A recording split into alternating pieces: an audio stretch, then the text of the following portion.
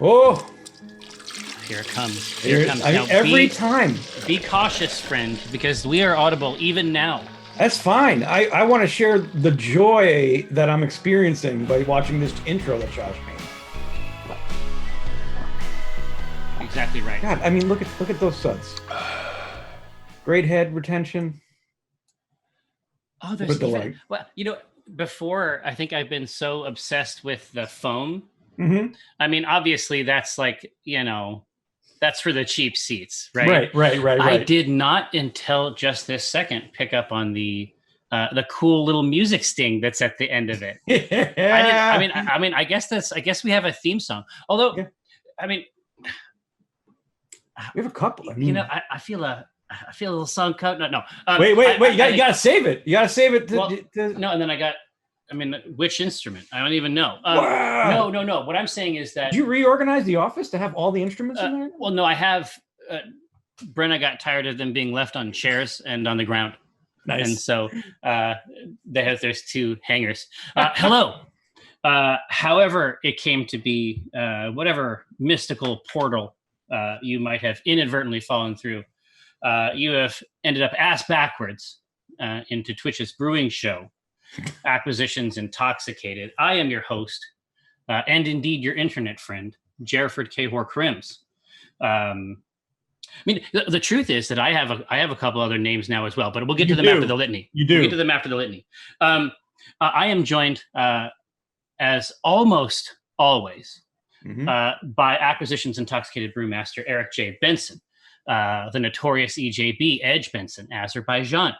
But no, there was a brief period of time in my PGA Tour days. Oh, which I mean, I think that we should renovate and actually set as a specific time, because getting Gary and Will is a very challenging process. Yeah. Let me tell you.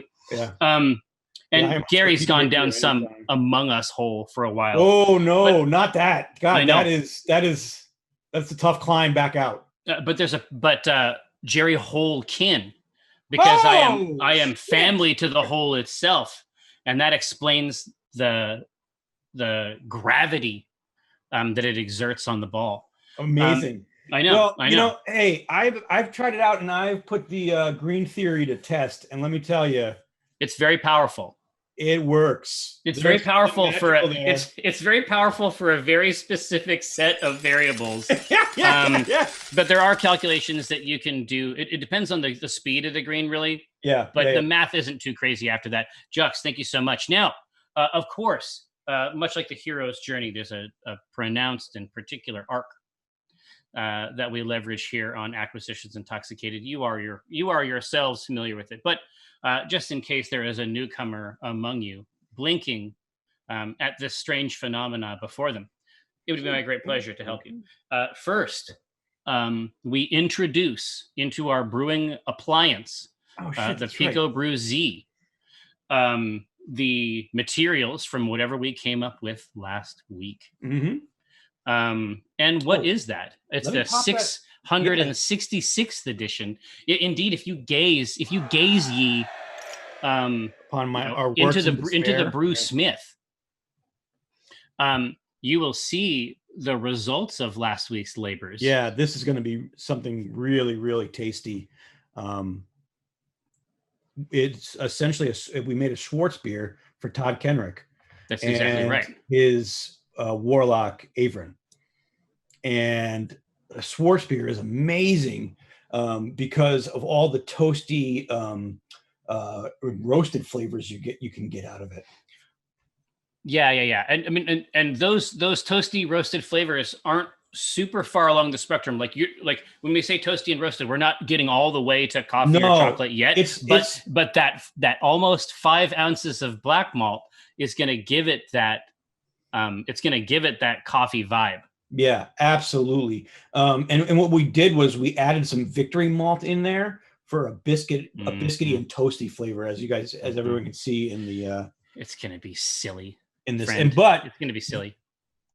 We topped it off with some Tet for the hops, which is going to give us that spicy, earthy aroma. It's going to have base essentially, right?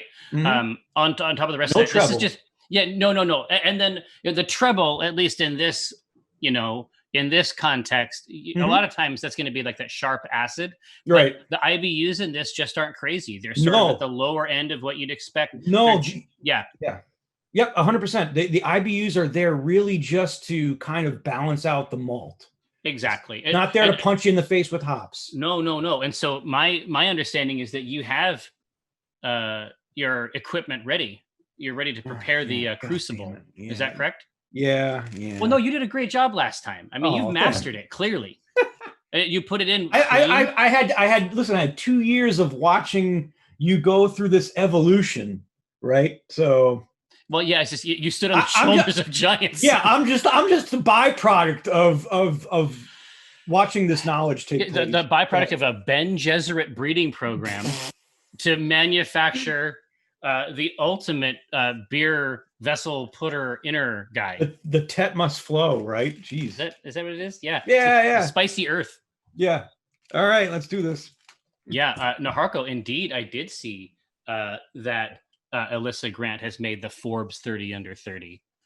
There were certainly efforts committed to try to create that result. And we are now at the end of it. It does suggest in there that we were party to the manufacture of 5 novels. I don't know about that. They might want to look into some of those facts. Investigate those. Try to say true things when possible. I don't know. But we know that she deserves it for the things that she has actually done in real life. Lane, thank you so much for the sub for sure. And so one can see in this device back there, the black malt flex. You can see the rest of the grain bed there really, but it's clear. Even just the 5 or so ounces of it, black malt stands out against that back Kraken stick. Thank you so much. Yeah, exactly. 1 D&D book equals 5 novels. Is that the international measuring system? Is that how it works? Yeah, Sauce, you would want to eat this grain. You would also want to smell this grain. I get so pleased. Very nice. We need to talk right now. I just unlocked an achievement. What was it? I don't know if anybody caught it, but as I was putting the step filter down into the machine, I tapped the button and started the whole process in one fluid motion. Well, this is, they Sorry, said everyone. They said it couldn't be done. Right. But as in previous episodes, I mean, we manufacture history on this program. Right. Exactly. On a daily basis. It's just been made. Just saying. Yeah, exactly. Yeah. Abyss Leaper with the intense facts. You'll also want to make bread out of the spent grains. Absolutely. Oh, absolutely. Pizza dough is amazing. Yes. If you want to sit and take the time to do it. Yeah. Back in the day, in a different era. Yeah. We would snatch those grains out, and I don't know what like my wife's cousin is. I'm not sure if we're related in any way. But they're like urban homesteader types. Oh, okay. And they, so it was like, it's all goats, chickens, Sure. like all that kind of stuff. And so you drop that stuff on them and they go fucking nuts for it. Yeah, absolutely. They go wild.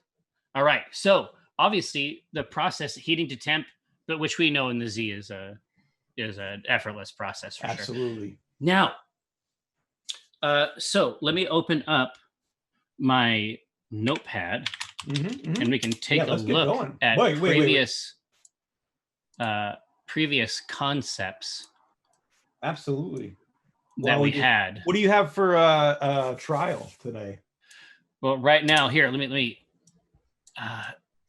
delete a few of these old things in here. I can see my notes here from Orion, Grains of Paradise from the last one. Oh, yeah, absolutely. 666th edition. Shazmo, so nice to see you. Hey, so I have got right here the Rubens has, at least for their new releases, they've had incredible cans.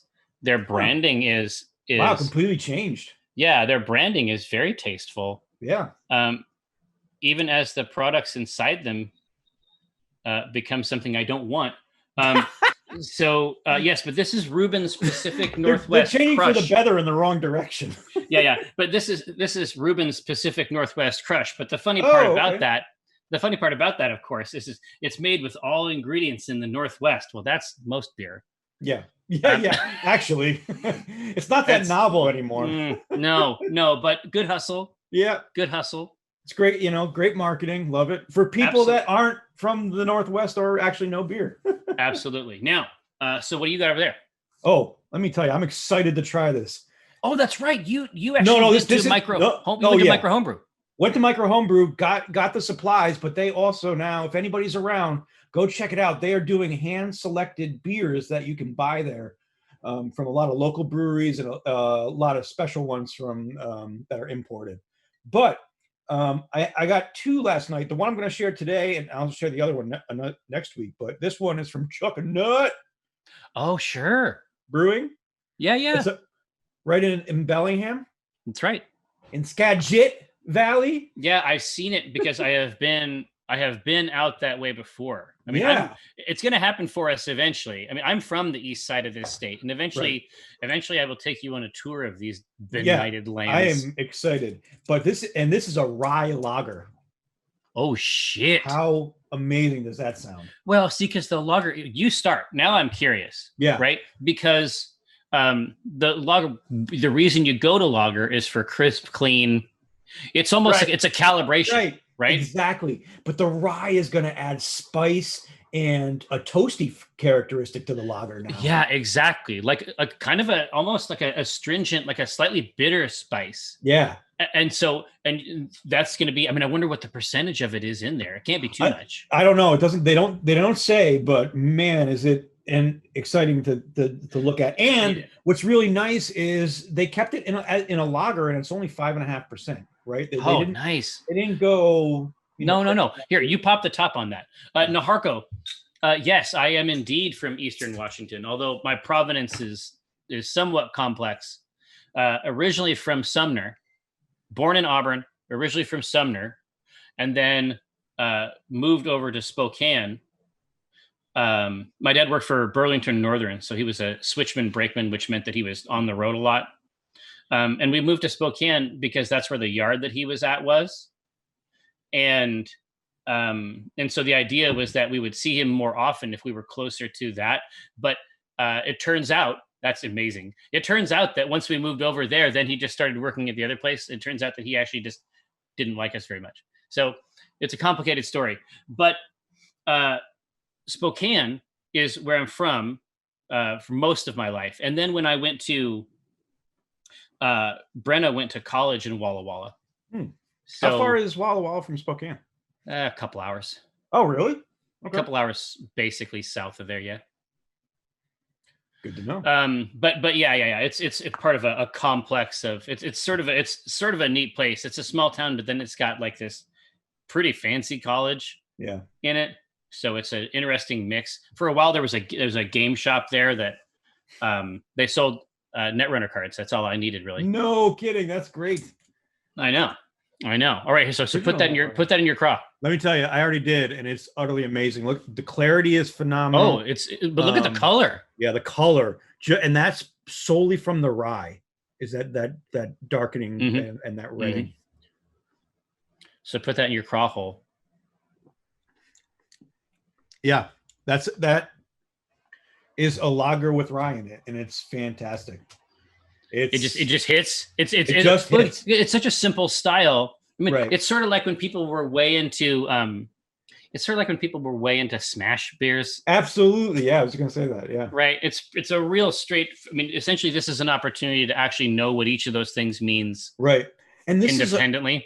What's actually I like about this is very much for the season, right? This feels, even though it's crisp and clean, but the rye just gives it enough spice to make it a wintry beer. Enough meat, yeah. And then as soon as the color starts creeping north, in SRMs, you're like, oh, it's the holiday beer. yeah, exactly. Gosh, we haven't been back to. I bet Jolly has got. I Jolly was Roger. just gonna say. I bet Jolly Roger. So our old stomping grounds is Maritime, which just. I mean, they're not. They started experimenting with IPAs a couple of years ago, to my mind, with some success. But that's not really their passion. Their passion is making like really just solid, stable beers and very good fries. That's their business model. Fries and those burgers, those little Jollies are just. Oh, they're fucked. That might be an order for Kill Team. Yeah, gosh, if you could roll through, especially come away from there with a growler of the Jolly. Oh, that's a good point too. So their tap room is called the Jolly Roger after their Christmas ale, which is almost like a. It's almost like it's a label because they have so many different Jolly Roger, like they do a couple each year. Well, typically they put some up in different kinds of wood. We've had Jolly Flights there before, some of which were better than others. The truth is that the basic model was actually quite good. But you know what makes me feel really good when we were having that flight, there was the spruce Jollied, and even that one we were like. Yeah, exactly. Because for us, that's a source of some pain. Because we leveraged an extract once to try to create a spruce tip zoned beer. And then, I mean, these people, they've been brewing for 40 solid years. Yeah. And they couldn't master this fucking frond. I felt a lot better. No, exactly right. If this might sound funny, but this beer reminds me of drinking at the Jolly Roger. Yeah, it's the color. That's what it. Yeah, it's the color, because that's the thing about those motherfuckers, right? Right. It's like Ford. Right. Like they have one color. It's like 6 styles. Right. One color. Right. Exactly.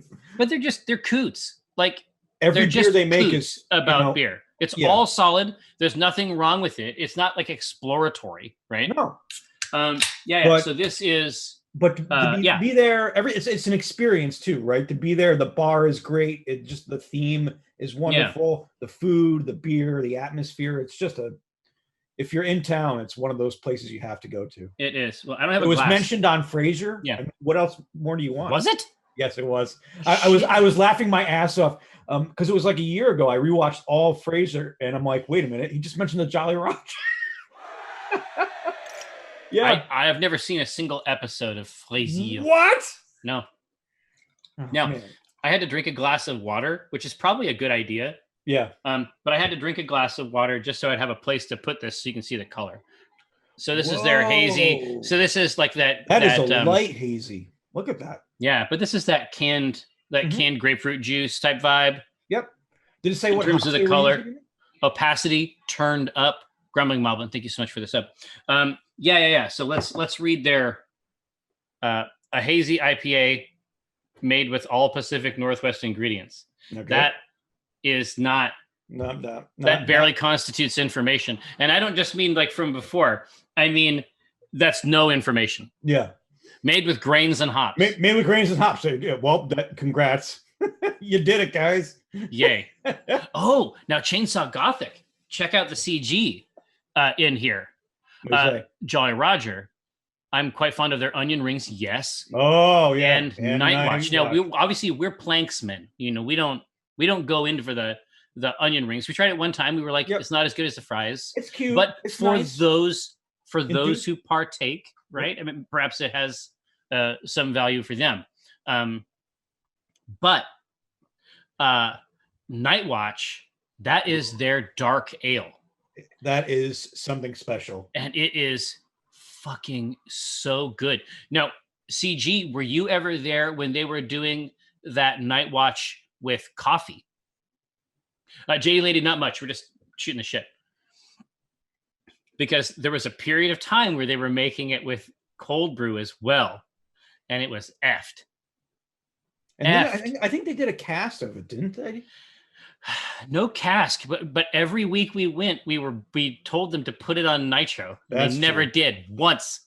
And that's the best part It about was always them. the Imperial IPA. I'm like, son of a bitch. Exactly. Like what they wanted was their IPA, their double dry hopped IPA on nitro, which I mean, it was great. It's great, but this dark ale with the cold brew would have been amazing. That seems like a good one. But you know what?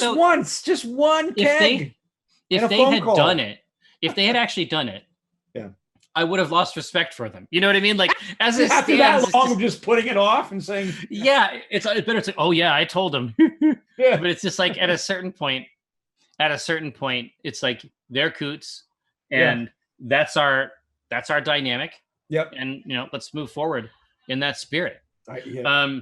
But anyway, here let's take a sip of this beer, which I understand is made from ingredients. Hey, from the Pacific Northwest. Remember that. And the judges say, "Wow, that's not the face of delight that normally comes from a Reuben can." I don't know what's going on with them. I mean, I think look, is it just too much experimentation? Like they're just trying to. No, there's not enough. No. The last couple that I've had from them really seem like they're trying to go through their ingredients. I understand that. Right. That makes sense. Right. I understand why you would need to use up your supplies. I'm just saying we're in an interesting period of time. Yeah. Absolutely. And that's what you should do. But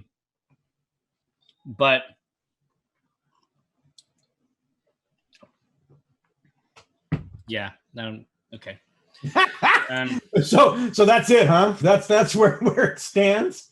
Next topic. It's just not good.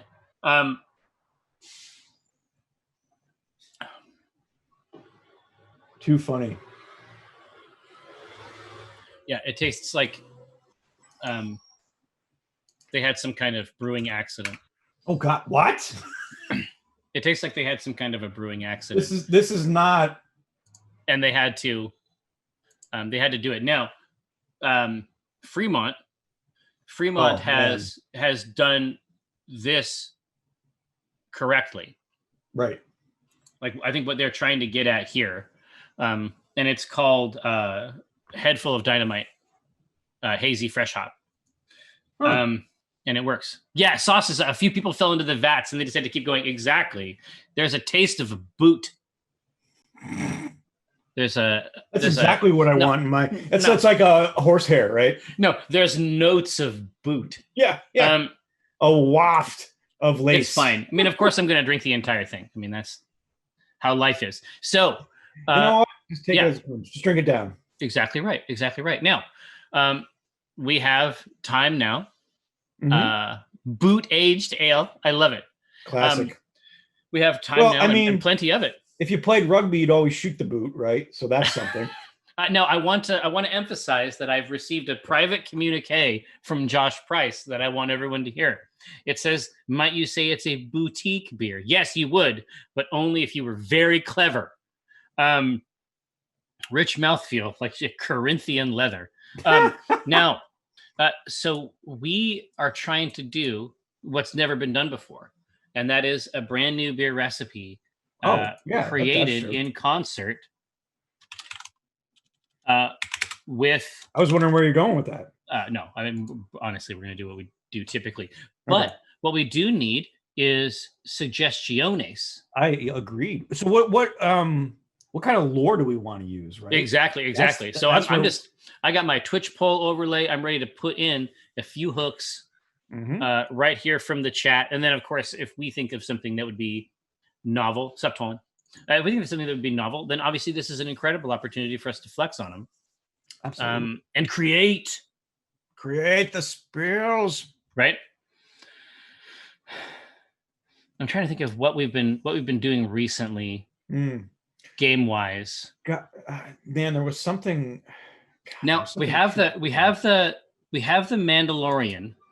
We do. I'm not exactly sure. I mean, I love that show, and I'm down to clown. I'll put it in the list. We'll have to figure it out. Yes. I mean, okay, let's say I love the first and the last episodes. The three in between. Yeah. I might spark some controversy, but it seemed like the worst of linear D&D modules. Oh yeah, like it's just like it was so. Like every ending was like, okay, here you are, now go there. Okay, here you are, now go there. Okay, hey, you gotta go here. Like, are you fucking kidding me? This is a linear RPG. There is a Tales from the Loop might be interesting. Mm-hmm. Put that in there. Yeah, I can't get enough of it. Oh yeah, I mean the last episode. The funny thing, right, is that I mean I don't even disagree. Yeah. I mean, you're talking about the D&D module. I completely agree. I would say there's an MMO vibe. Yeah. Almost like motherfuckers have got like exclamation points in their heads. Yeah, exactly. I mean, the last episode was just stunning. Yeah, so, it's real. Yeah, that was some of the best Star Wars I've seen in years. They are spending money. Yeah. They are spending money to make this cool show. And they're digging up really interesting shit. Yeah, absolutely. Yeah, I know, Diplominator. Like, these are some deep ass cuts. I mean, all I'm trying to figure out is so Cara Dune she got some weird rodent out of that den, and I'm just like, okay, which of these crazy ass monsters is it? Yeah, like, is exactly, it actually right? like in a Salamiri type thing? Like, are they going that hard and digging up some kind of like furry lizard thing? I don't know. We'll have to see. I was like, no, they're not gonna. They can't just leave it there. Yeah, it's gonna pop. Yeah. So let's take a look here. Yeah, Tales from the Loop, I think is. Yeah, you know what might be interesting if you're going to do Tales from the Loop. It'd be fun to do an ice beer. Oh yeah, I mean, that's what I remembered. That's what I remember from being that age. Is that Natty artificial ice. Natty Ice was our high school Kokanee ice, right? Molson's ice, right? And so I think you dip way into that 80s lake beer, 80s cooler vibe, right? Oh God. Honestly, those are both good. I'm just gonna start that, and then we'll get moving. It should be the case that you see that on your screen. If not, obviously, let me know. But either one of these is going to be good. Absolutely. And my suspicion is eventually we'll get back to it either way. But I think that we should full on and like brand it end to end. I mean, in terms of like even the naming, I think we should be leaning into this being like, so understand that Spokane, God only knows what it is about it. Yeah. That makes it so attractive for this, but it's a test market for a lot of products. Like Sun Chips were tested there. Really? Yeah. I guess I can see it because it just feels like it has a wide range of calibration. I mean, I think it's basically like a calibration, right? Yeah. It's like, okay, we're gonna come in here, we're gonna move this, and it's gonna be great. Because you're gonna crave it. They're gonna crave it big time. But yeah, I think that we should be thinking about brand names. Absolutely. Right. Like brand names. I want to do a Trapper Keeper. Right. And definitely freeze and remove a portion of the water. Right. It has to be this way. I know it's wrong. This is not the way. I know it's wrong, but it's what has to happen. We have to extract water ice from this situation. Yeah, that's what it is. It's Tales from the Loop. Okay. So we're talking about the 80s that the 80s that never was is the tagline. Okay, so a cream ale, 100%. I don't know if like Jenny cream ale was a big thing in Spokane, but Jenny? Yeah, Genesee. It must be an East Coast thing, but that was our. Oh. Whoa. No, I've never heard this word. Jenny Screamers. Woo! What is this? This sounds like a fundamental aspect of youth. No, it was like this was like one of the Genesee beer.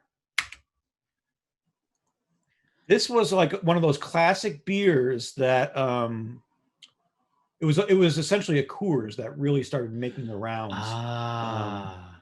Let me see if I can pull it up. Like, God, these aren't even the real can. Ithwin, we have to consider that the C might stand for cream team.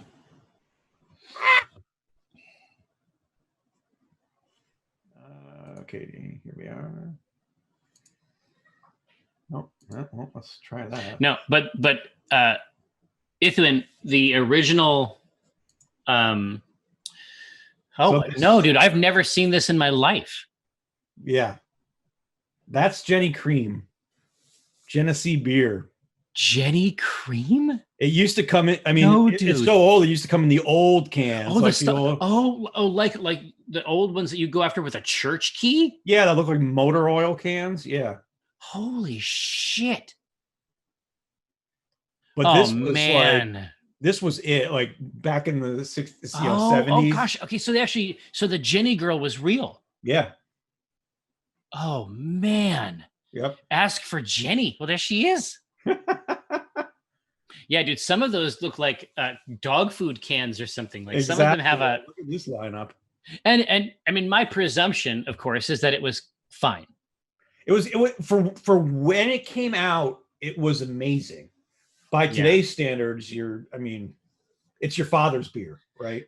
Yeah, for sure. It's kind of how you think about it. Go full on 80s with the Zima. God, I have some experience. Oh man, my Zima experiences, of course. I mean, I was born in 76, and so at 14, in terms of the 80s, like at 14, that's not where I was at. I did not get my introduction into any of that kind of stuff.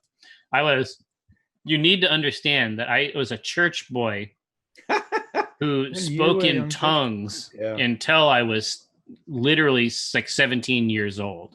Right. And so I didn't turn until much later, but when I fucking turned, it was Zima that did it? I'm saying I went pro as hell. Oh, okay. No, I didn't actually get into beer until I went to Ireland. Really? No, for me it was about efficiency. And so it was basically all hard liquor until I went there, and it's like it happens, but right. As a cultural practice. Mm-hmm. And also there's a really fundamental beer associated with it, right? And so that's when I got into it sort of as a cultural thing, something to appreciate. And so basically something to drink whose purpose wasn't just obliteration.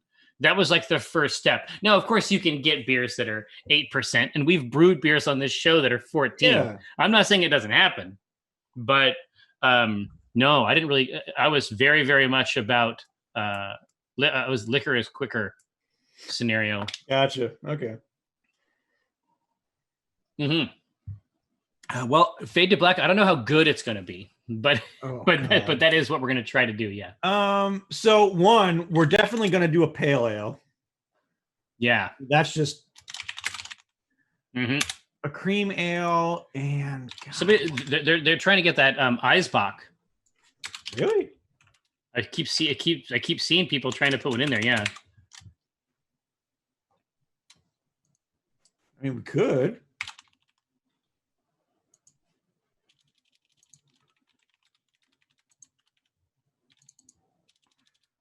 Let's check. Let's read everybody the style for the eyes.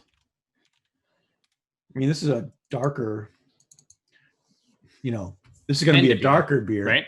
Yeah, it's kind of like like it says here, it's going to be a lot like a Doppel, but okay, so a little bit richer, rich, sweeter, intense, malty, no hop. Really. I would save Eisbach dark and fruity. That's not very Spokane.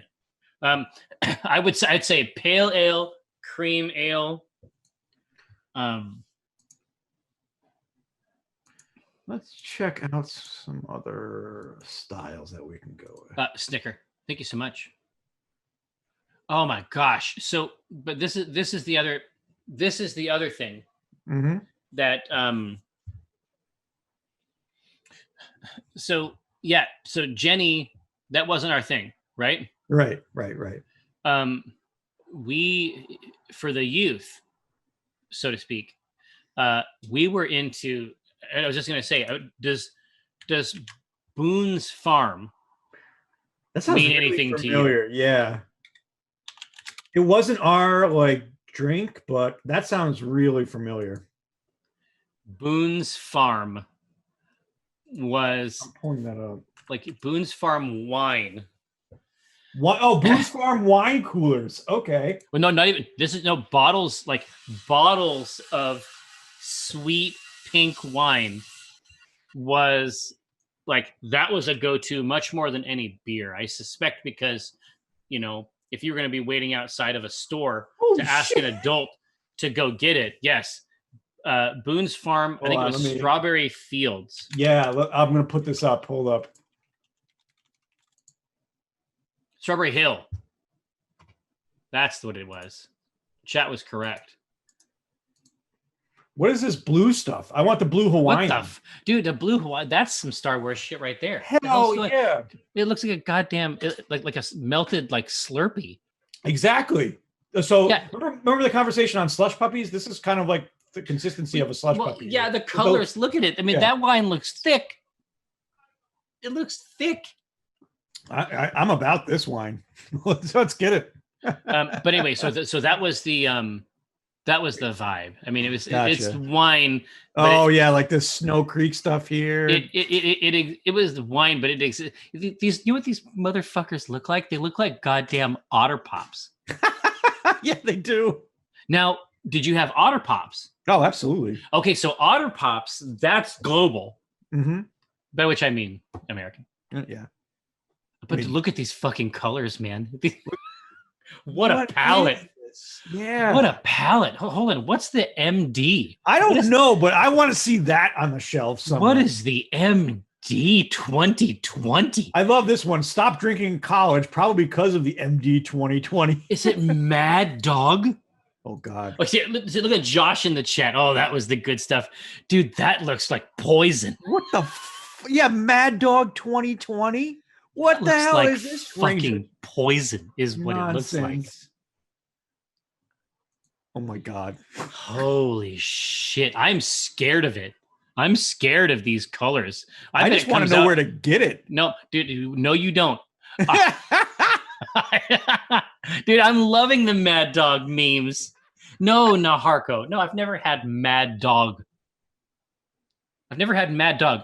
You also have to understand, if I wanted alcohol, I worked in a restaurant.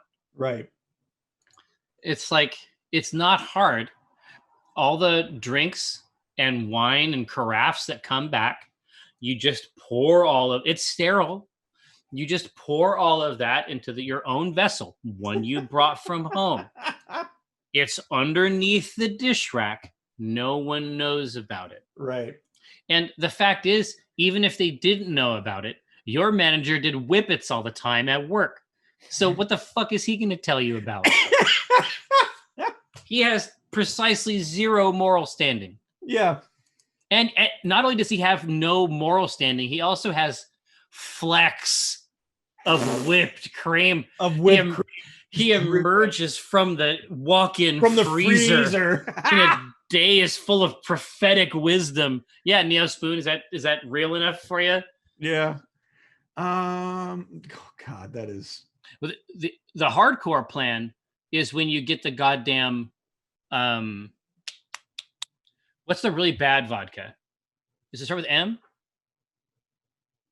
The really bad vodka? Like the scary bad vodka. Like Crystal Palace? Well, my guess is it's something like horrifying. That.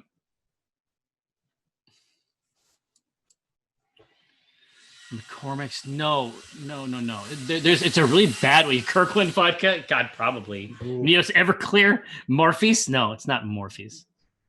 Let's see. Wait, what is Thunderbird? You never had Thunderbird? No. It's a malt liquor, I think. Oh, okay. Yeah, we had Colt malt liquor. That was our Colt, yeah. yeah. Here, I think it's M.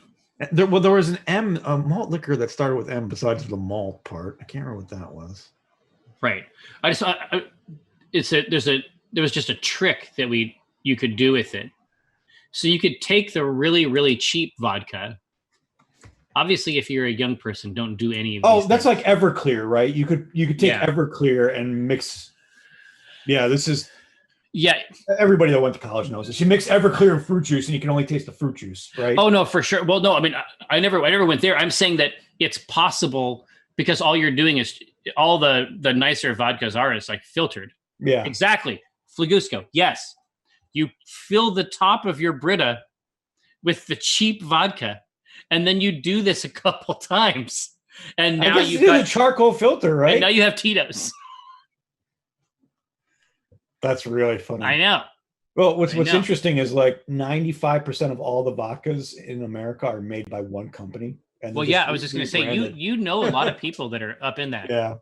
Here, so pale ale, cream ale. We got to get back to business. Oh, last one, a wheat ale. We have not done. I think that would be a really cool. Yeah. Like that feels like that era and time and place, right? Yep. Yeah, we can pull that. And there's all kinds of farms out that way too. So yeah, we can make that pop for sure. And wheat, especially when you start cranking the percentages of the wheat itself, it just has a very good. It's that shredded wheat biscuit that just signals to the body that things are going to be okay. Yeah, exactly. Right. Things. You know what? There's a lot going on. Yeah. But we have a source of this sweet seed. You found it somewhere, and we're going to get through this. That's what the wheat, like a high percentage of wheat in a beer, right, communicates. Yeah, you can't escape it. It's going to be a really big part of the flavor if you lean into it. But yeah, and actually adding, God, I know we use we won't do it this time, but grains of paradise would be kind of neat to put into that, something like that. Oh yeah, we got them in that. We got them in. We got grains in 666. Yeah, exactly. But like, I mean, the classic one that everybody thinks of is Blue Moon as a wheat, right? Because that's been a very gateway, a very easy entry beer for people to get into, and that's really wheat and coriander. You know exactly. You know CG, CG is saying this reminds me of every room party at a science fiction convention where someone homebrews Romulan ale. Do not venture into that room. Well, it's probably going to happen. Yeah, but. The funny thing is, remember when Jeff brought in those beers, those licensed fucking Star Wars beers? Yes. And we were like, all right, get ready. This is going to be a roller coaster of shit. Yeah, but no, they were great. Like, I'm like, I want more Star Wars beer. It was actually or like Star Trek legit, beer. Like someone cared a lot and made good beer with this dumbass license. I mean, I like Star Trek, but I'm saying it's a weird thing to license for beer. I agree, but I would love more Star Trek beers. Just saying. Whoa. CG, what do you mean? You've been working your way through Galaxy's Edge Star Wars beers. I mean, I haven't been there, right? I don't know how it is. Wait, what? Underdog says, "Hey, have you had Voodoo Ranger Juicy Hazy?" I have indeed. I think that Voodoo. It seems like, when we'd go to shows and stuff, they would sponsor a lot of like Shadow Council events and stuff like that. So obviously, much love for them. I love that team. We even had them in studio to brew something cool, right? Yeah. But I mean, that being said, reaching out. I mean, their initial slate was really not about IPAs. No. Right? It's called New Belgium for a reason. Right. And they focused on that. Was just absolutely fantastic. But they attacked IPAs with the Voodoo Ranger line. And some of those I think are quite good. Yeah, absolutely. Absolutely. Their own Star Wars themed beers. No fucking shit. That's awesome. I didn't know they did that, and now I want to go even more. Well, it's like if they are, there we go. If they are appealing, think about how hard they go on stuff. They could really do this correctly if they wanted to. Like they could actually do it right. Oh, absolutely. Oh, yeah. I mean, they're going to spend the money to do it right. You know? Son of a bitch. Son of a bitch. What do you mean white Wampa ale? What? It's a. Is it a white? It's a wheat. It's a wheat. Oh, it's a wheat. That's awesome. Are you for fucking real? Gold Squadron Lager. Mwah. Gamorrean Ale or Gamorrean Ale and Trandoshan Ale. Yes. Really? Bad Motivator IPA. Ah! So awesome. God. Oh, of course, they got some wines. There we go. Imperial Guard and Karelian red wines. God, wouldn't that have been a treat? What a fun project. That's really cool. Shit. That's really, really cool. Yeah, CG, that sounds okay to me. That sounds okay. But I mean, is there a Galaxy's Edge? Is there a Galaxy's Edge in Disneyland and Disney World? Yes. I think they're both open now. It started out in land, and then they finally open. I think they finally opened the world. But because the world's going to have that immersive experience where you can't drink in land, right? Isn't that correct? Really? Yeah. In California Adventure, you can, but Disneyland didn't have it. Don't know. There we go. Yeah. Okay. You can now drink in land. What the fuck are you talking about, CG? It's the happiest place on fucking Earth.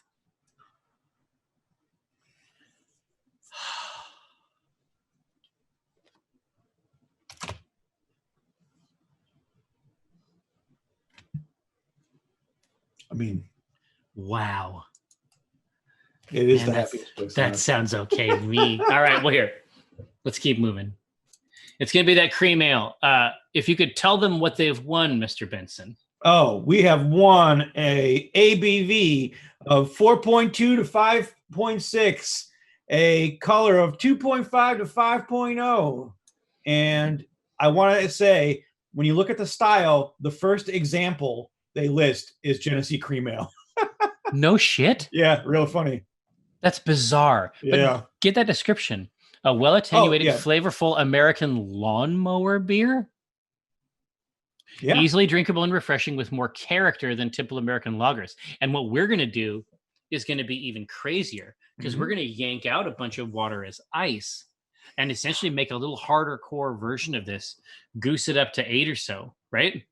Oh, yeah. Yeah, it's like, have we found your edge? Yeah, Mr. Benson, have we found the part of this process it just that makes you uncomfortable? Just bad beer. No, that's why we have to do everything we can on the way up to make sure that with that reduction, we're still doing it right. Yeah. Now, so it looks like it's time for us to get to work. Absolutely. So let's talk about our ABV. Well, now, the ABV, of course, is going to be the original, and then we're going to pull out, and then we'll have to use the device to find out what it actually is. Yep. But yes, what's the base, right? What are the classic bases? You said it was 4 to 6? Yep. 4.2 to, let's pull it up. 4.2 to 5.6 is the classic, gauge. Man, I can't wait till we get to the branding on this. What a hootenanny. Oh, no. That's going to be good stuff. No, indeed, Proto. This isn't your daddy's Molson Ice. This is something that your grandfather takes medicinally for an old wound he won't describe. Oh. So the color is going to be between 2.5 and 5 when we look at it. Oh, perfect. Yeah.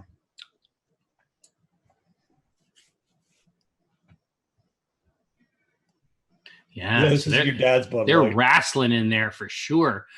Low is fine.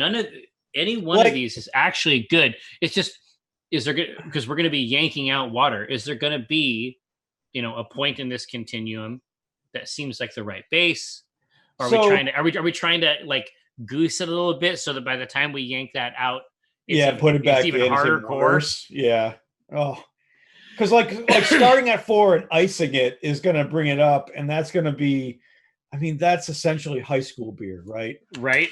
5 to 6 is like I just got off of the third shift at the mill type of beer.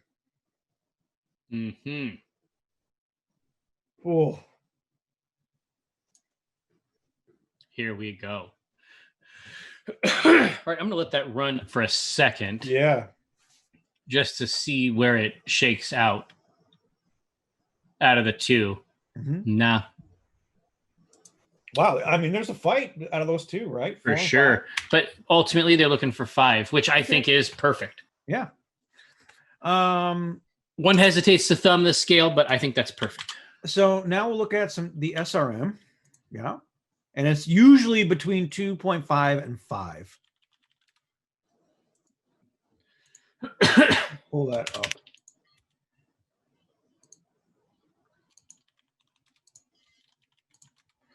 So what does that mean for us in this context of Tales from the Loop? Yeah, here. So we're going to give them 3, 2, 3, 4, 5.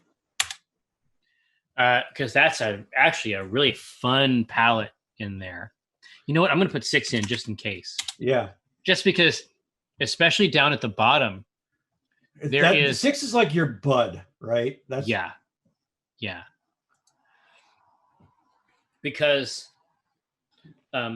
obviously any one of those, but man, that 2 is crazy, isn't it? Yeah. That is light. Yeah, I want that. No, Harko, I wanted to throw that 6 in there, just because 6 is really the turn up to the upper echelon there.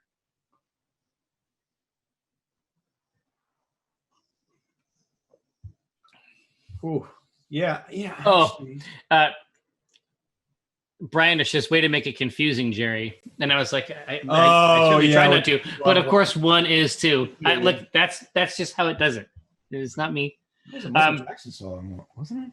Yeah. So 3. Gosh, we really don't make beers. Rarely do we make beers. I like it.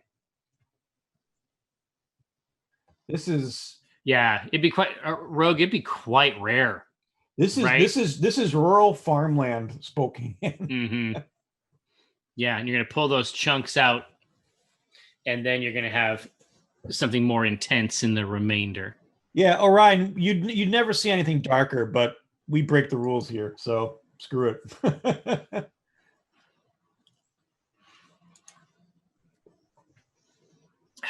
Palouse, hey, Diplominator, coming in here with the inside baseball. Datatech wants to know what makes it a cream ale. What makes it a cream ale is you can put, you actually can put up to 20% maize in it. That gives it a creamy mouth. Corn? Yep. You're also. I thought it was a lactose thing. No, you're also putting in. A lot of the times they use 6-row instead of 2-row. Oh, yeah, that's a much weedier. Mm-hmm. That's the 6-row, in my opinion, is a much harsher. It's more malt. It's a little more malt flavor. Yeah, but corn, that's not a common ingredient for us either. Man, nope. we discovered a good vein here. Yeah.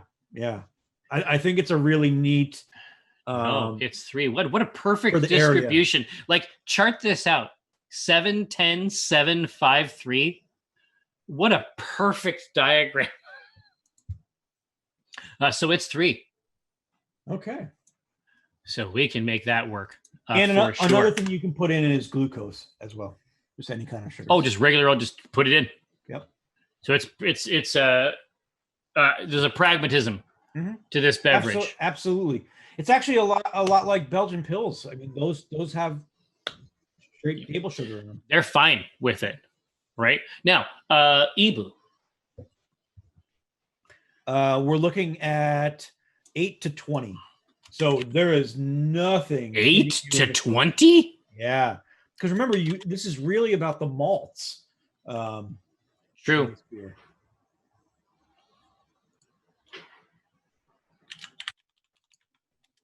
Let me pull this back up. Beersmith back up for everyone. I'm going to give them 8, 14, and 20. Yeah, Orion, you're 100% correct. As usual. Yep. I rarely want anything above 6 or 7% these days. Yeah. I want sessionable. I want to be able to sit down and have a couple beers. So IT is agony. So we are making this particular beer themed after Tales from the Loop, which is a role-playing game that takes place in the 80s. But when I run the game, it's in my hometown basically, right? And so we'll be able to pull something interesting out of this, but this is going to be focused on a specific style that we try to render into a sort of narrative thing. Mm-hmm. But yeah, very early on in the show, we were talking about a really cool holiday themed beer. If you can find it, I'm not sure where you're at. But we have a local one here called Jolly Roger that they've basically built a whole company around. Yeah. And it's a seasonal one for them. What is that note? It's not rosemary. I honestly don't know. It has an herbal, like a piney herbal spice in it that just makes it the embodiment of the holidays. Yeah. It's not like a juniper, but it's no, it's not like that. It's much milder than that. And it's incorporated into the whole thing. Juniper could be really hardcore. Oh God, yeah. I mean that's you want pine or sage, yeah. Yeah, just as that herbal vibe for sure. Yeah, I mean juniper tastes like that's the main ingredient in most gins. So it tastes like Christmas to me.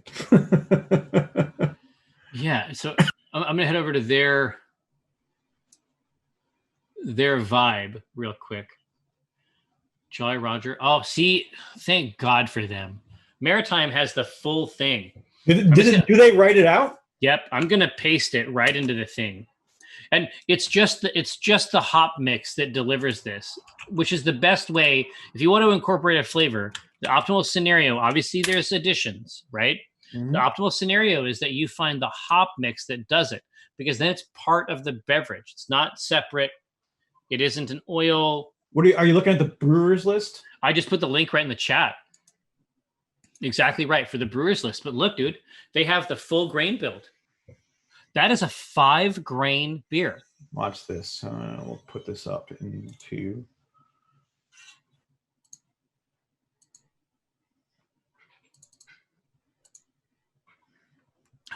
Where are we looking? Flagship Red. Their XPA. So yeah, streamfam. Their XPA is the XPA was amazing. Their XPA is really a series that they're always messing with. Yep. And they have it available there on tap, but every time we went, which was like every Saturday, they had some new take on it. Yeah. So I didn't know they were even doing fresh hop in there. Yeah. What a beast. Remember, a lot of the XPAs were on cask too. Yes. They were always messing with it, right? And I really want to point out that nitrogen taps are the first thing they mentioned, and that Night Watch really should have been on that tap. I know. But yeah, look at, the Jolly Roger, pale crystal. Fuck, yeah, that is a 5. Hey, so look, they're looking for 8. Really? I know. And so this is easily the lowest matrix of values we have ever had on the show. Okay. With ease. Oh, here, hey, I haven't had a chance to look at the Pico for a second. Can we take a look? Absolutely. That's Josh's. Josh will. Oh my gosh! Oh, look at that! Can you give us any information about that aroma, Mr. Benson? Yeah, I can smell it from coming all the way back. It's the black patent that really delivering. That's what's going to set it off. Look at the color already. That's from the Black Patent. I know it's only been going for 50 minutes or so. Yeah, this Holy is shit. this is a demonic beer, and it's going to be fantastic. Orion Rogue wants to know how you'd feel about a cream ale on nitro. Absolutely. If it was hopped correctly. Oh yeah, it'd be amazing. 100%, Orion. A cream ale on nitro we've had it. It's absolutely fantastic. Yeah. Proto, is this likely to be a Krahulik pleasing brew today's or the one that's in there? He would try this and he would have a hard time with it because coffee notes for him. Yeah. That's a deal breaker. He just, yeah. That's sort of that astringent quality of the roasted malt. That's, it's going to have a mouthfeel like a cocoa nib or like a coffee bean. It's just, it's right out. It'll never work for him. Yeah. I mean, these are a lot smoother. They're very smooth for a dark ale, but, just for him, but this is not his taste. The sensitivity, not his palate. Yeah, exactly, and that's okay. I can't emphasize that enough. Yeah, absolutely. It's fine to have a taste. Yeah. If you know what you like, that's even better. Exactly right. Right. Exactly right. You can find your way into this medium, your way. Yeah. So, so we have our build. Now it's time, ABV 5, SRM 3, IBU 8. Okay. Real low to the ground. Let's talk about the grains. Yep. We're gonna have three choices for our base malt. Mm-hmm. One is going to be just classic 2-row. Yeah. This is crisp, clean. Going to give us classic. Classic. Then we're going to put 6-row. This is going to be maltier than the 2-row.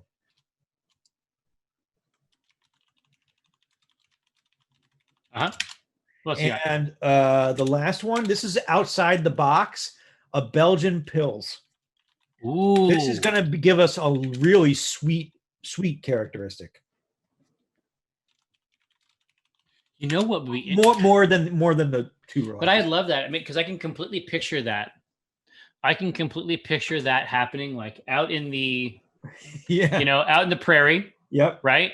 It's an old family that's been around for a while. They're trying to figure out a way. They're like agro-tourism. Right. How do we set this up? Well, what is the dynamic of Spokane? Is it like main city and then suburbs farmland, or how does that? Yeah. You have assessed it correctly. Yep. And there's actually farmland north and south. Right? It's right in the middle of all that kind of stuff. That central town almost certainly began as a market, right, just for the rest of those goods, because it was by the train line, right? Mm-hmm. But I think that's such an interesting thing. So the idea that it'd be like some farm, that was trying to make ends meet, trying to have something that was theirs, and not be completely dependent upon the market for those goods. Yeah, because that's the scariest part about being a farmer. Right. So what if they have some value-added product that uses it? It's an old family, came here in the 30s, maybe. Yeah. Right. That's cute. I like that the 30s is old for you. It's definitely going to be some family. It's definitely going to be some family thing, right? Yeah. Ryan Rogue, it might be that we did it. It might be that we've done 6-row at one point. We have never. But I mean, we have like not once, right? Not once. We put it on the list, but hey, can you show them? I'm not saying that it's going to change it. It's going to be Belgian Pils. Can you pull up a 6-row stock? Oh, sure, totally. I love the geometry of it. Yeah, because we all know, like, from an like an icon perspective, we know about wheat. You have the stalk, and then you have the seeds that extend off. Essentially, it's a modified grass, right? Yep. 2-row means that it looks like an emoji for wheat, right? Yeah. Here, let's. I'll do a 2-row versus 6-row, so you can see. That's it. Now take a look at this. So look at that. Look at the difference on. But look at the geometry. Yes. So here's your 2-row, and then your 6-row is it turns it into more of a like geometrically, it becomes more of a cylinder. Yeah. Right. This is a good picture here. So think about that. Yeah, perfect. Look at that. So think about grains per stalk, right? Yeah. But yeah, it's intense. Yeah, and I mean, you can notice the color difference, size. I mean, everything is different about this. For sure. Now, but that being said, especially for us, Belgian Pils is going to be so bright. Yeah, I like so that tasty, idea. So sweet, right down at the base of this thing that we're gonna, abuse in the freezer. Yeah. God. Tradius, exactly right. That's well put. It's a substantial grain. Yeah. All right, now. Add a fermentable, so Belgian. Oh, Jesus, tell me this is. Oh, actually, is it Goose again? No. Oh, that's right. We see the base. We see the base app. Yeah. In the stream. Oh, okay. Yeah. Oh, it is what it is. You don't got to change shit. You're fine. So, yep. Okay. So Belgian Pils. So the question is, what do we want to add in next? Because we don't have a lot of room to play around with our color, right? No, it's going to have to be, and take a look at this right here. This is 2, right? Something like that. Yeah. Yep. That Pilsner is south, right? Mm-hmm. We only have one more total in the full body of the beer. Were we going with 2 SRM or 3? We have 3, but I'm saying that the Pilsner itself is 2. Yep. And, and we can use that base grain to thin out, but only to a certain extent, right? Right.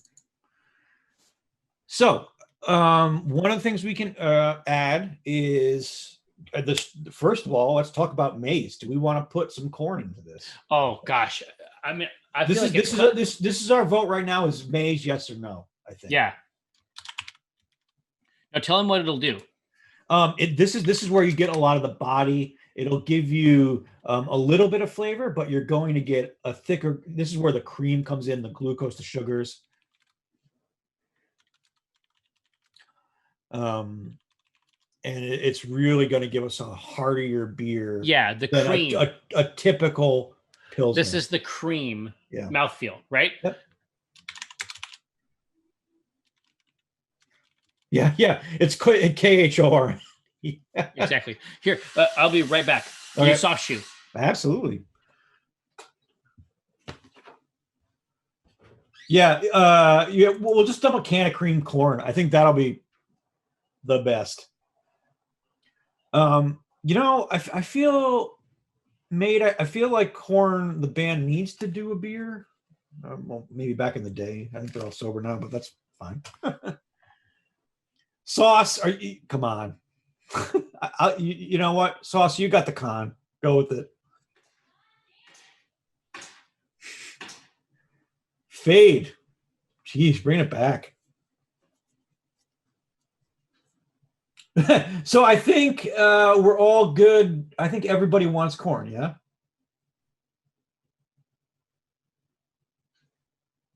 The question is, how much corn do we want to put in? Typically, you'll put in about up to about 20%. That's kind of the max you want to have in there. So, we can decide if we want to go a little bit lower because we are doing an icing on it. Or, really kind of jumpstart it and go up. And then we can also talk about putting sugar in there.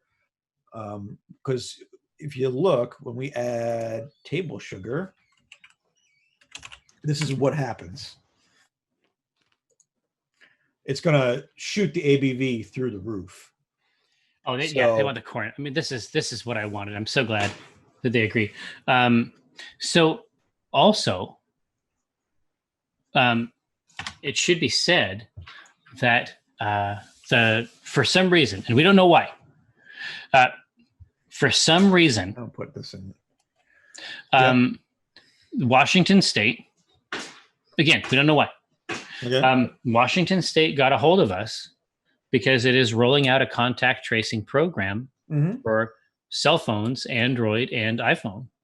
Oh, no So kidding. if you head over to PA_megacorp or my own Twitter feed, either way, or Mike's, you will see the comic that we made for the state to help promote their That's cool. contact tracing program. Did that come out today?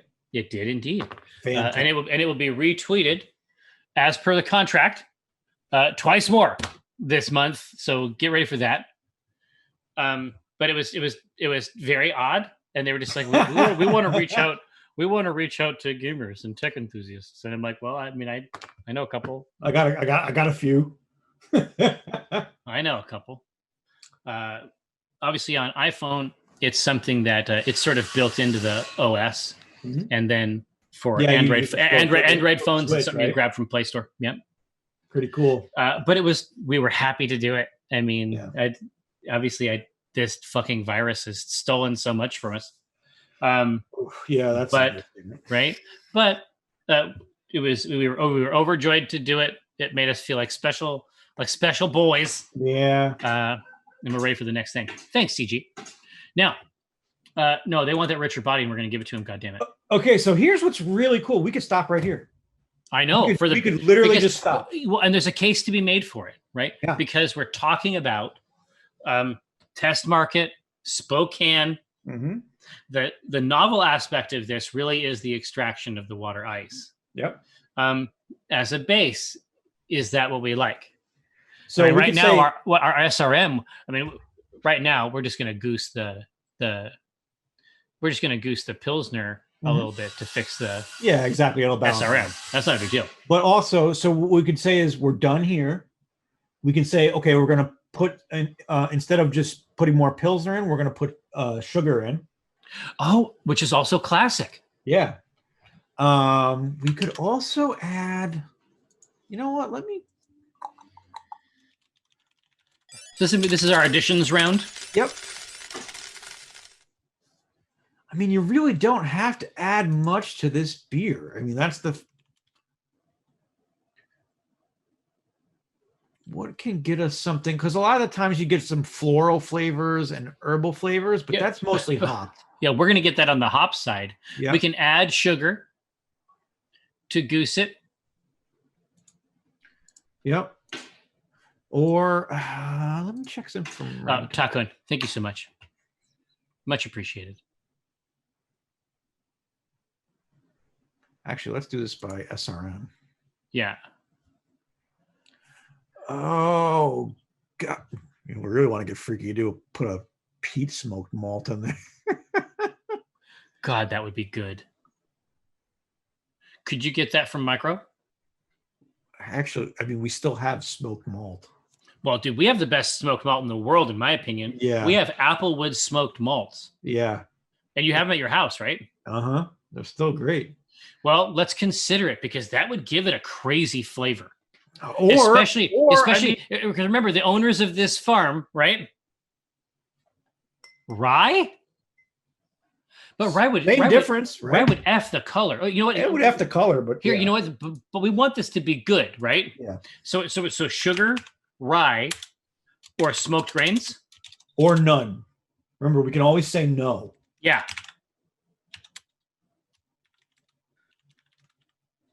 Because as it is now, it's still a great beer. Oh no, it is constructed according to the classic. So if we want to just let it ride, then we're good. Sugar will let us boost ABV and play around with some of that stuff up there, right? Rye is going to give it. We're going to mess around with it a little bit to fix the color, but rye is going to give it a little bit of spice, right?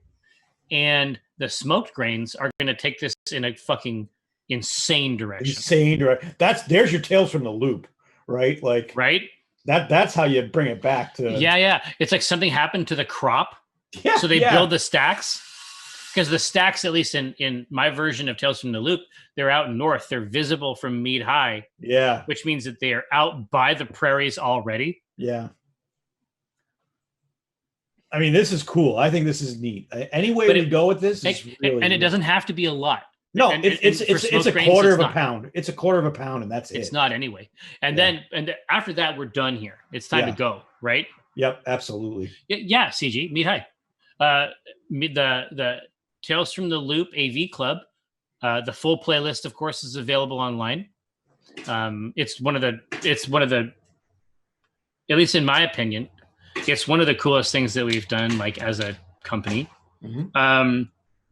But that work is being continued even now on the C team. Every Wednesday this month, there's plenty more for you to come get. But they go to the junior high that I went to.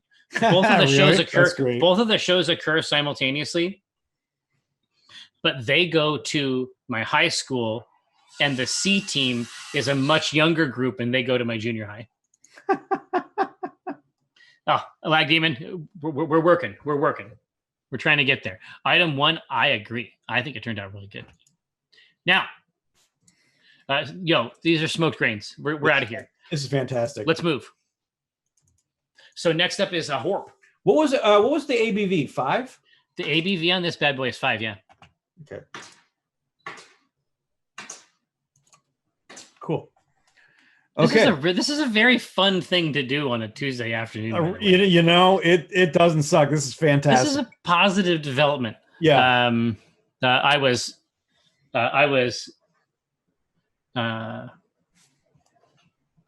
invited to get back into it. It was one of the shows that Josh wanted to bring back over all this stuff, just trying to find a new way to do it. Mm-hmm. And it has substantially improved my life. So thank you very much for coming back along this ride with us. So it's Hop City, right? Yeah. So here's the thing. We can go anywheres with our hops in this. A lot of the times it's herbal, floral, right? Yeah, these are classic tones for sure. But we can really, listen, we broke the mold when we put in smoked malt. So, why stop there? But think about like putting Amarillo in this, right? Which is, has fruits. It has floral, right? Like let's bring out Amarillo. There we go. Yeah. Basically it's fruit. It's a little bit of tropical fruits are in there as well. And floral. Wow. But remember our IBU. Oh, and you're going to get citrus, excuse me. Yeah, but our IBU is really only 8. It's very little. This is going to be quite mild, an infusion. But the question is, hold on, tropical fruits, floral. What was the last one? Citrus. So what's really something, another way we can really goose this, and I don't know how it would play with the nice smoke. With the other stuff. Yeah, let's see. But do we do a flame out edition of hops? So you're just smelling, like if we did Amarillo, and this is a discussion for another vote. Yeah. Do you just smell the floral and citrusy Amarillo coming off the top? Gosh, that would be powerful. So we have Amarillo. I got that dialed in. What would be another cool one? So that's going to be our sharper side for tropical fruits, floral, and citrus. That would be an amazing hazy. Yeah. Addition. Do we want to do something? Do we want to do something a little bit? Maybe Columbus. Yeah, Columbus is a great hop. So I'll bring that up for everyone. This is a classic bittering hop. Mm-hmm. It's high in alpha, so we'll put probably a quarter of an ounce. But classic tastes. You're getting your earthiness. You're getting your herbal. It's a little bit fruity, but not much. I would say grass, a little grassy. Another one that would be kind of fun is Apollo. Oh yeah. That is citrusy, that is spicy. It's a little bit of it's herbal and a little bit of pine. Yeah, so basically a hop, you're saying? Yep. Apollo, yep. powerhouse hop. Yeah. Just jump in. Yes, save files. It's got what the kids need. Exactly. This is a hop designed to nourish the youth. Yeah. Orion, Mount Hood would be nice too. Absolutely. All right. We'll see where this goes here. And then we got to do a yeast. Can you start looking at yeasts? Oh, yeah.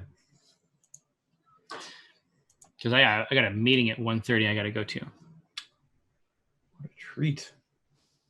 Oh, they want the Amarillo. That seems quite clear. They want the fruit and citrus. And again, it's going to be mild in this usage. So it's not going to overpower it either.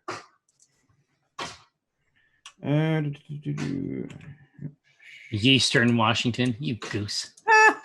Now, be thinking about your brand names. These are family names, like a family name plus, because we can make more beers in this line if we want to, but we have our family name type thing and we have our product name, right? Yep. So let us trying to see what they load DMS. Okay. Yeah, Brandish, honestly, that even works in universe ales from the loop. Ha! Because it's going to, because as we've already established narratively, it's from up north. And, you know, in the context of the world, everybody loves the loop because there's, you know, it's free power. There's all these other fields and forces that they're able to leverage, powerful, novel technologies. Like, people don't have a bad opinion of the loop, really. Yeah. So first one is just going to be a classic American ale. Mm-hmm. Clean, crisp, well balanced. Mm-hmm. What else you got?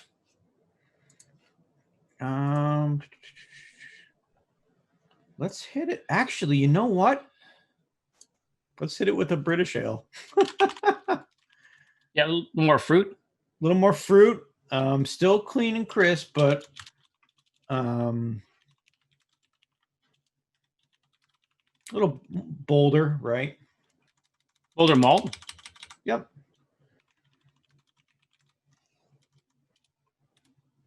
What would be something wild? I'm gonna hide actually, that. Yeah, what do you got? We got. Oh, never mind. You got the thing up? Oh no, I pulled it down. What do you got? Do a Scottish ale. You goose. That's gonna be the weird, because that might play interesting with the. So what does it have? What are the notes? I'm not even familiar with Scottish ale. It's going to be full bodied. It's going to give us full body. Help with the body of the beer. It's going to be more. It's going to bring out the malt flavors. Typically not characteristic because you want low esters, but this is how we're going to screw with the build. Does it have esters? Does it have fruity esters? A little bit. I mean, it's more about the malt and the caramel, bringing that out in the beer. So the esters, that's when you start getting into wilder flavors, right? Mm-hmm.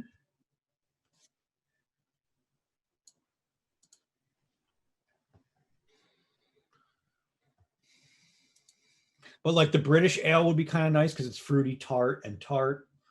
Yep, and it'll yank up off of the Amarillo notes. Mm-hmm. It'll draw that up a little bit. Yep, but if we're talking Spokane, right, American ale kind of plays into that as well. Let's see what we got here. So it's between American and Scottish. Scottish would be brand new for us, but we've done a lot so far to build body in it. Mm-hmm. And I think that the chat might be responding to that. But the American ale, I think, is probably being buoyed by Josh. Well, obviously by Josh. Yeah. But also because that's sort of its purpose. When they go for Scottish ale on here, it's a good flavor, but it also indicates the sort of the effect, the strangeness of the loop, right? Right. But I like the thought of the American ale. Both valid. One for the beer, but also one kind of for the storyline of being. No, American ale just won. It just pulled ahead. But that's where you're cutting it. I love it. Now, so we need a name.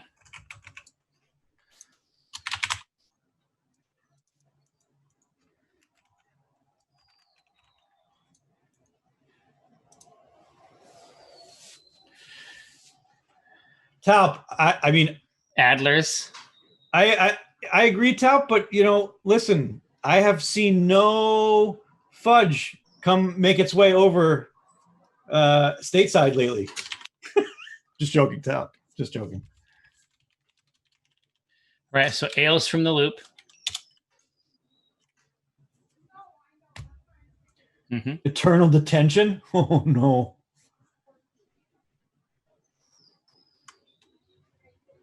Mm-hmm. I feel like ales from the loop is kind of like the brand name, like the line. Yeah, exactly. There's something underneath, right? Yeah. So we can pull the actual name maybe next week. Yeah. The sort of the family name, right? Hall Pass. Hall Pass works. Yeah, Hall Pass is good. After school activities. Mm-hmm. Got that in there. Orion Rogue, come now. This is the way. The 0 hour. I agree, Talp. You're 100% correct. The family name is Hall. Amazing. Amazing. Under the bleachers. Jeez. Wow. The heat. That's coming. Well, there's more of that coming, Brianish. Spokane. The ABV club. That's hilarious.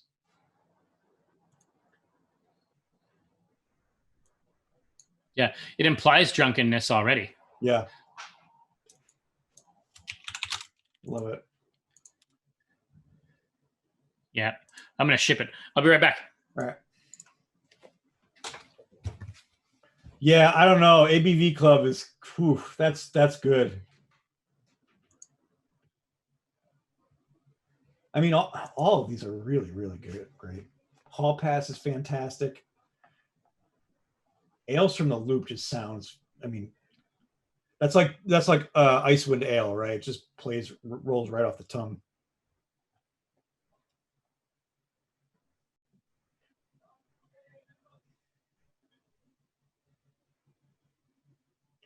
Sauce, the con is yours.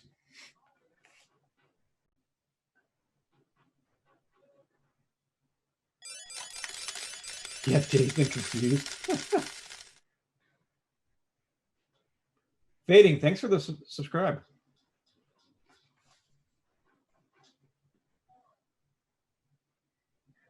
Oh, Chainsaw, classic, man. Classic. I haven't watched that movie in ages. Yeah, Sauce, what are you going to do with all this power now? I don't know. There is a lot to control here. Yeah, yeah, exactly. AVB, Take a bow, Chainsaw. AVB Club it is. Yeah, I think we got our winner. That's a winner. Well, hey, thanks so much, everybody. Mike will be overjoyed that I was able to relinquish the stream before it starts. It just happened now. It's 1:30. It's been an absolute pleasure. We'll see you next time.